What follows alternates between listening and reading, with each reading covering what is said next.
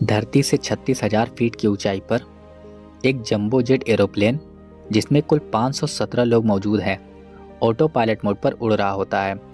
Auto pilot mode पर इसलिए क्योंकि जहाज को उड़ाने वाले पायलट का सर धड़ से अलग हो चुका होता है। ऐसा इसलिए क्योंकि पायलट के बगल में को पायलट की सीट पर मौजूद इंसान अपने हाथ में छुरी लेकर बैठा होता है। प्लेन इसी स्थिति में ऑटो पायलट मोड पर आगे बढ़ रहा होता है। आखिर क्या हुआ उस प्लेन के साथ और उन सभी यात्रियों के साथ जिस प्लेन के पायलट का सर ही धड़ से अलग हो चुका है? क्या प्लेन क्रैश हो गया? क्या उसमें मौजूद सारे लोग मारे गए?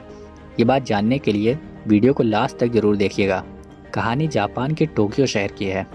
23 जुलाई 1999 का दिन था जब एक बोइंग 747 एरोप्लेन हैनेडा एयरपोर्ट से सुबह 11:48 पर न्यू चिटोस के लिए टेक ऑफ करता है।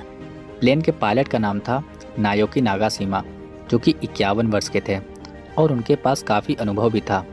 और उनके साथ 34 साल का को पायलट भी मौजूद था जिसका नाम था काजुकी कोगा।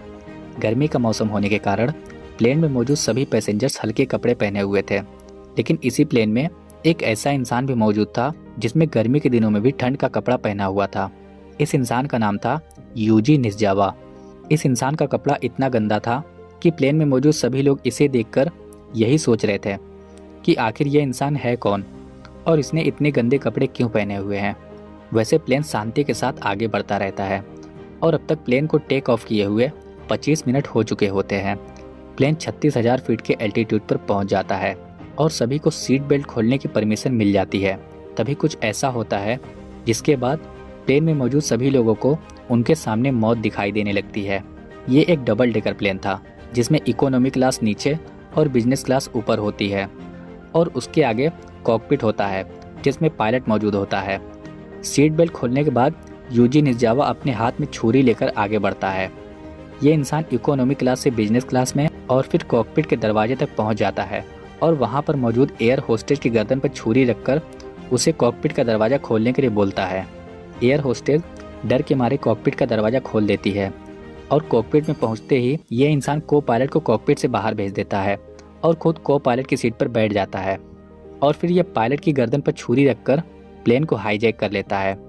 कैप्टन बड़ी ही चतुराई से प्लेन के ट्रांसपोंडर में 7500 कोड डायल कर देते हैं, जो कि एक हाईजैकिंग कोड होता है। कोड एडीसी के पास पहुंच जाता है और एडीसी को पता चल चुका होता है कि प्लेन को हाईजैक कर लिया गया है।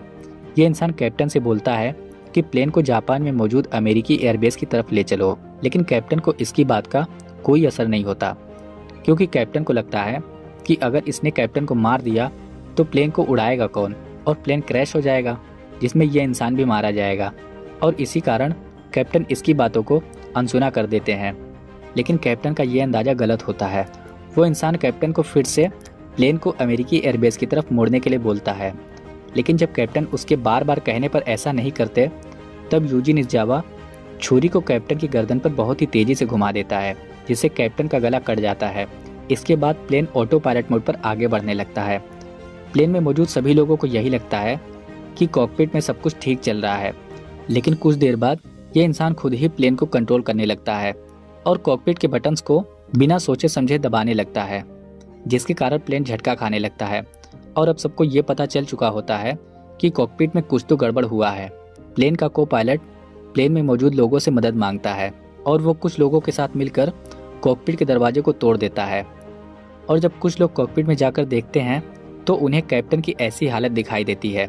ये लोग यूजी निस्जावा को कॉकपिट से बाहर ले जाते हैं और फिर को पायलट प्लेन को कंट्रोल करता है और फिर कुछ देर बाद प्लेन को वापस हैनेडा एयरपोर्ट पर इमरजेंसी लैंडिंग कराई जाती है। इसके बाद इस इंसान को गिरफ्तार कर लिया जाता है, लेकिन जब उससे हाईजैकिंग के बारे में सवाल पूछे जाते हैं तब उसका जवाब सुनकर पुलिस भी हैरान हो जाती है, क्योंकि वो इंसान बताता है कि उसे बचपन से ही एरोप्लेन वाला वीडियो गेम खेलना बहुत पसंद था और उसने बचपन से ही ये सोच लिया था कि वो एक दिन कोई न कोई एरोप्लेन जरूर उड़ाएगा और इसी कारण ये प्लेन को हाईजैक करने का प्लान बनाता है। वैसे इस घटना के बाद प्लेन में मौजूद सारे लोग सुरक्षित बच जाते हैं और इस इंसान को जेल की सलाखों के पीछे भेज दिया जाता है।